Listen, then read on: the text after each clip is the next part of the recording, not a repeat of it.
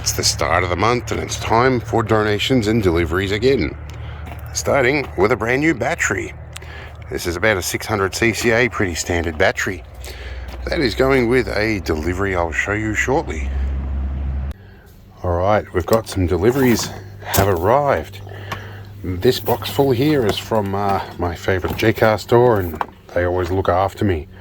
We have 10 meters of 7-core cable.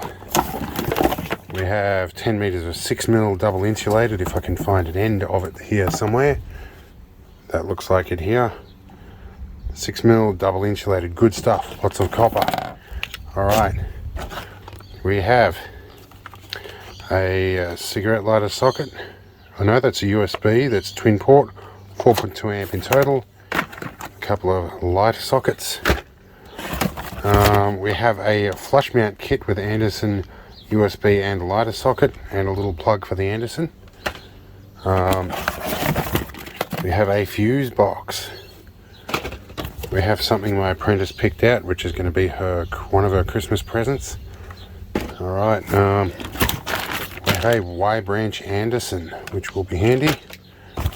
We've got piggyback fuse holder. These are good for adding an extra, they call them add a fuse sometimes too. You can add a secondary fuse circuit straight from a blade fuse socket. A couple of Anderson plugs here. Oh, we've got another one of these. What are these? These are dual cigarette sockets. And an Anderson plug, and some 3mm and 4mm nuts and bolts. Alright, let's see what's in our other delivery. Alright, this is another delivery. We have a 4-inch LED work lamp, good for about 1 amp at 12 volts, or half amp at 24. Some 100-mile-an-hour tape, and some air horns, and a little LED globe. These will all be handy. Alright, we're back at my desk for this delivery, and the ubiquitous Chinese plastic bag. This might be stuff I've been waiting on for some time. Let's have a look here. I think it is indeed what we've been waiting for. Alright, so these, I'm pretty sure, are lithium battery charging circuits. I think they are.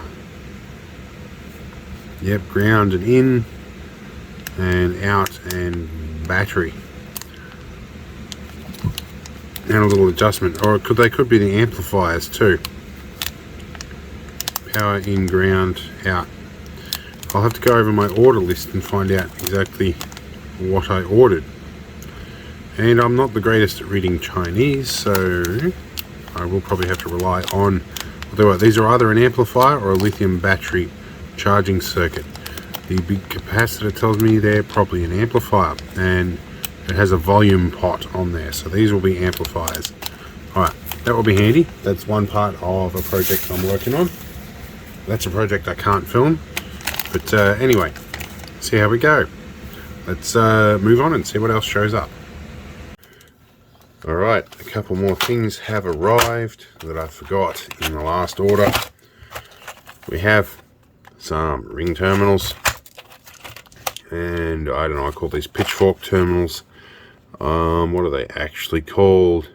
Fork terminals. Alright, same thing I guess. Anyway, I've got a whole bunch of wires to terminate. We also have a proper adjustable battery rack or battery clamp.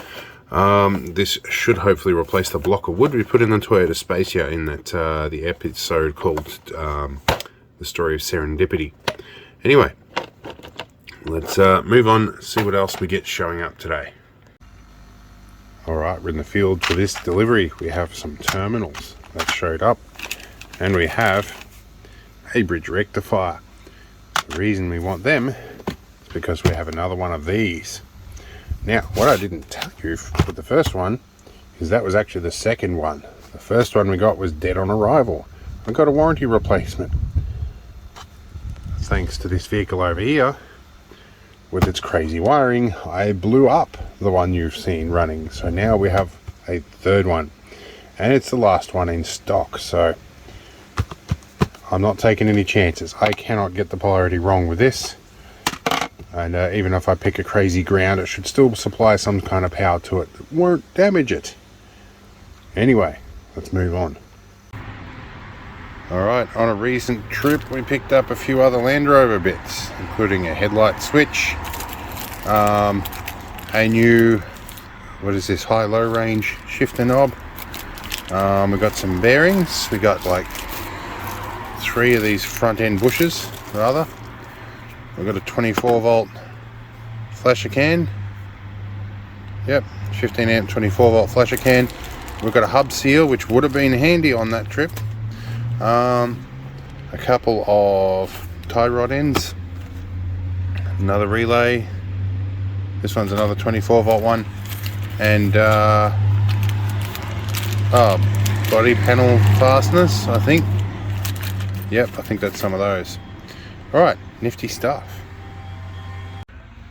Alright, a couple more things showed up, and yes, we're in the ambulance at the moment.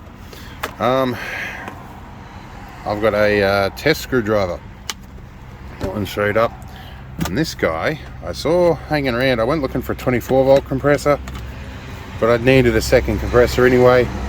Being it's got dual voltage in the ambulance, I thought I'll pick up a 12 volt one. And this one came in a knockoff ammo box. It's got a few other things on it. So let's get this open and actually have a look, because I'm interested to see.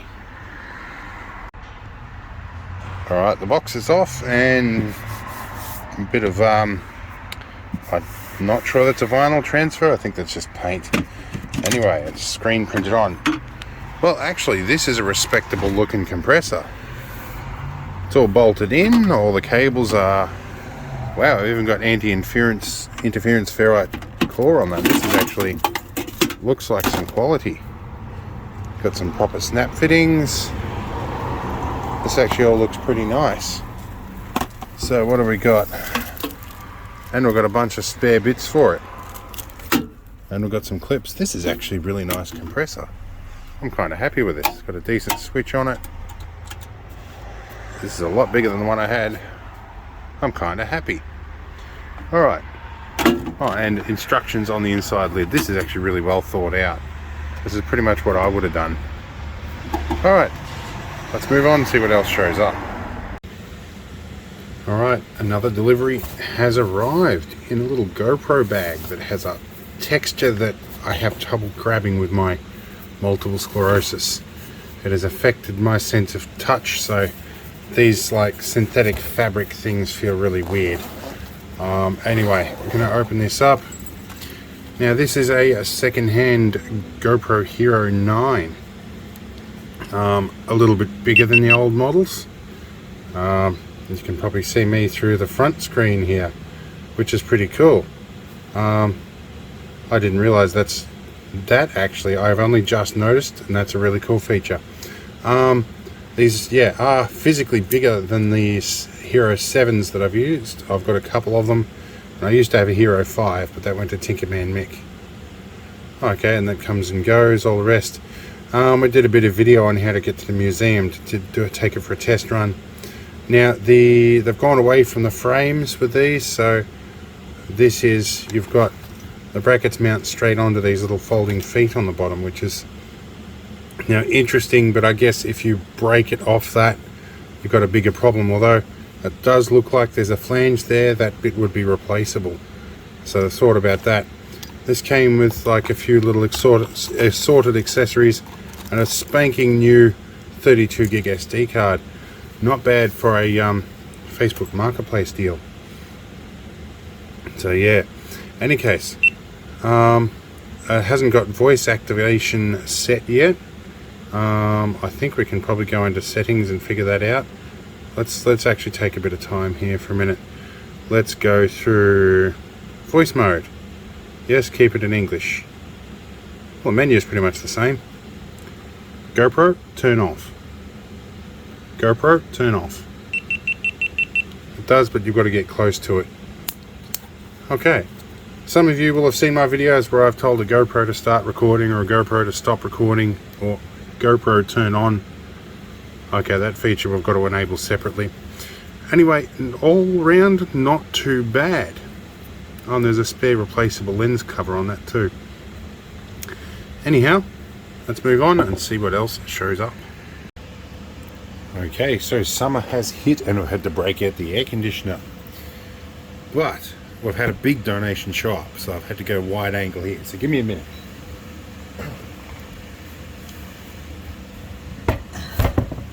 This is a donation that has arrived. And I'm kind of pleased about this. In amongst all the mess over here, I have 2 3D printers in the corner there. And both of them have various issues.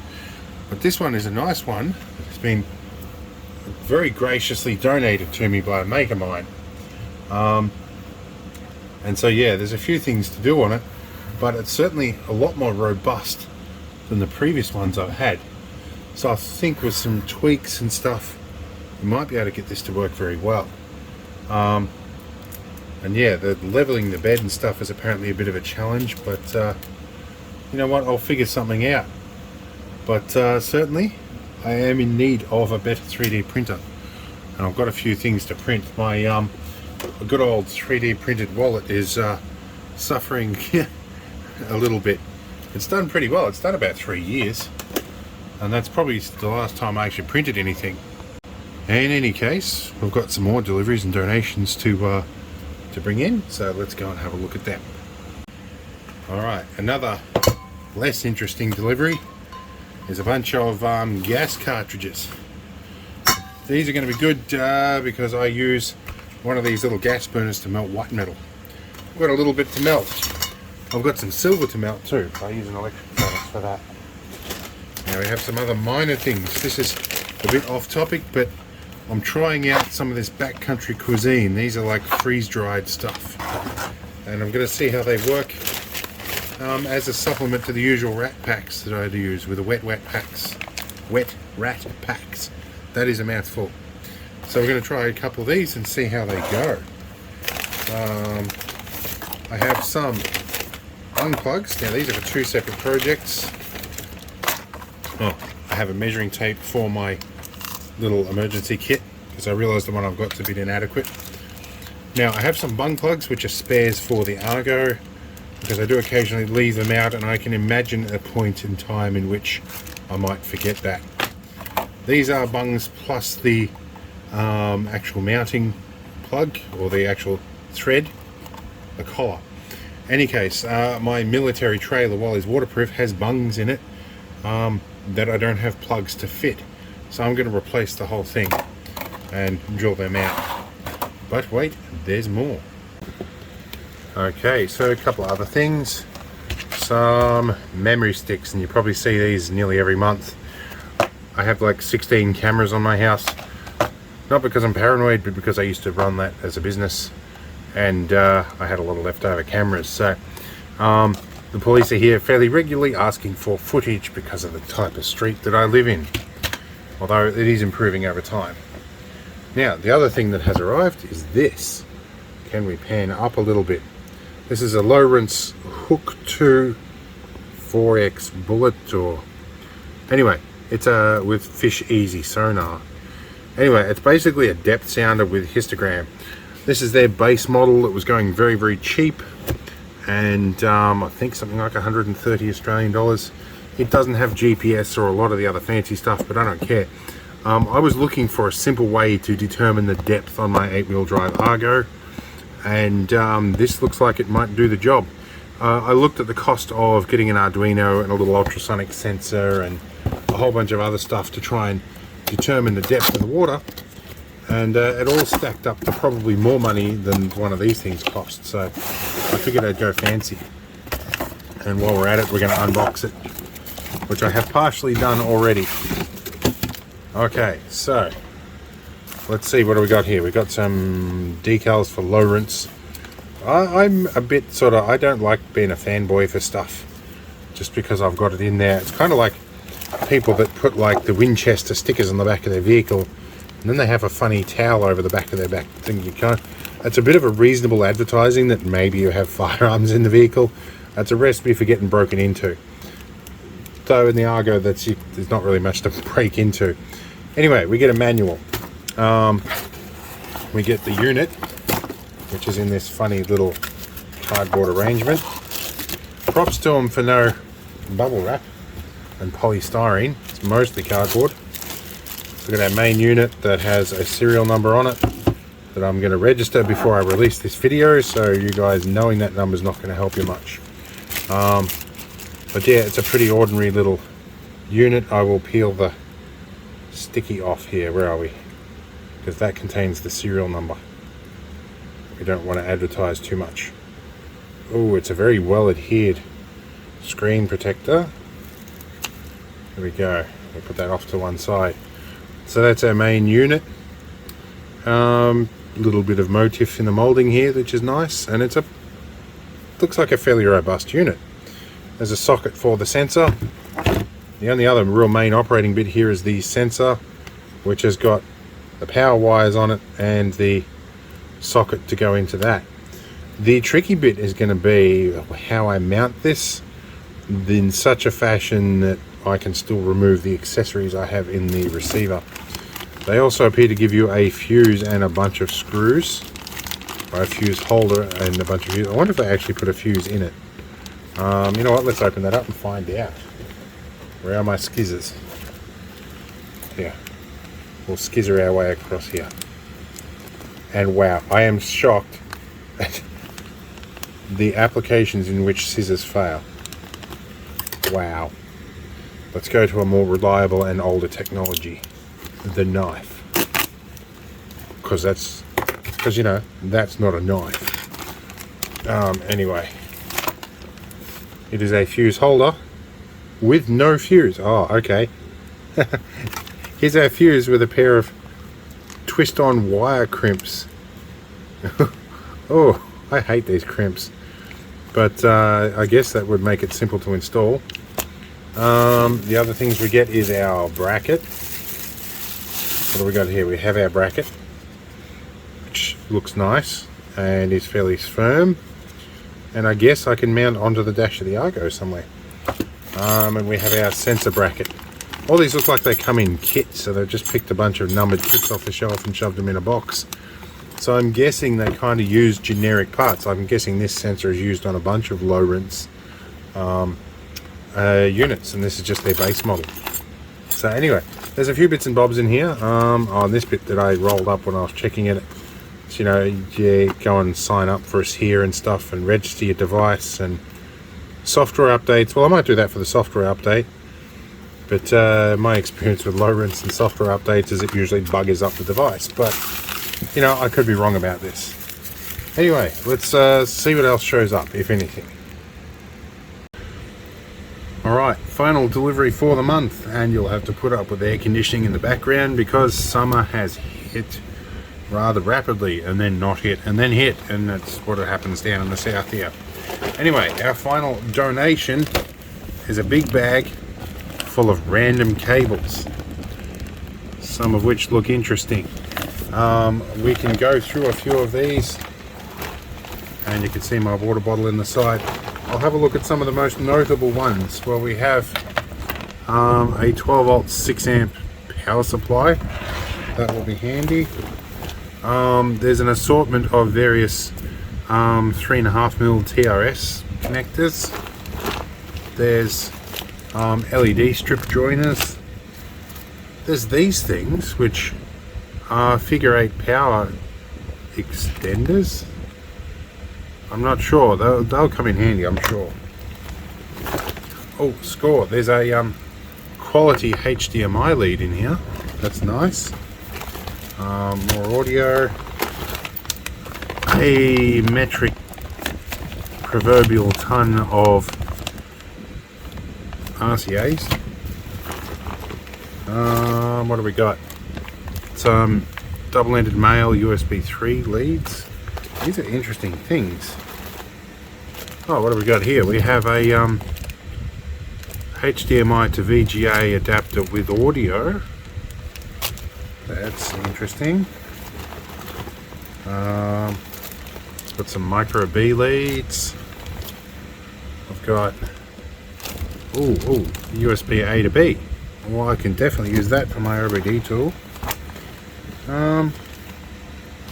There's some new in bag stuff. That's a USB 3. Yep. Okay. Oh, and the obligatory IEC lead. There's a whole bunch of that stuff, but that's a pretty good cross section of what's in here. So yeah, these sort of donations, I have boxes full of these things categorized in my shed, and I'm actually running out of IEC leads for the first time in like 20 years. So yeah, a few more IEC leads would be actually good. And most of those little leads are the sort of things that I use all the time. So especially when I'm setting up a console like this, there's a lot of those hidden away in the back. I do need to actually get the second half of this light system working when I turn my soldering iron on, which reminds me, turn off my rework station. Anyway, that concludes the monthly donations and deliveries for November, and we're heading into December, which is usually where I cover some of the things that I get for Christmas. Although Christmas for me is a bit of a different thing.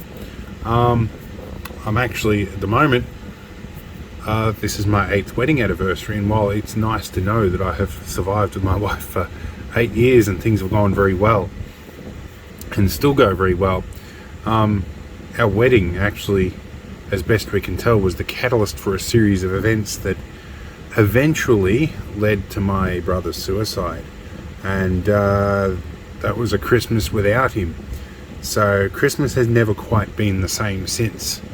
There is a documentary on my channel called Be a Man. I'm sure if you search through my videos you'll find that, where I actually touch on those details a little bit.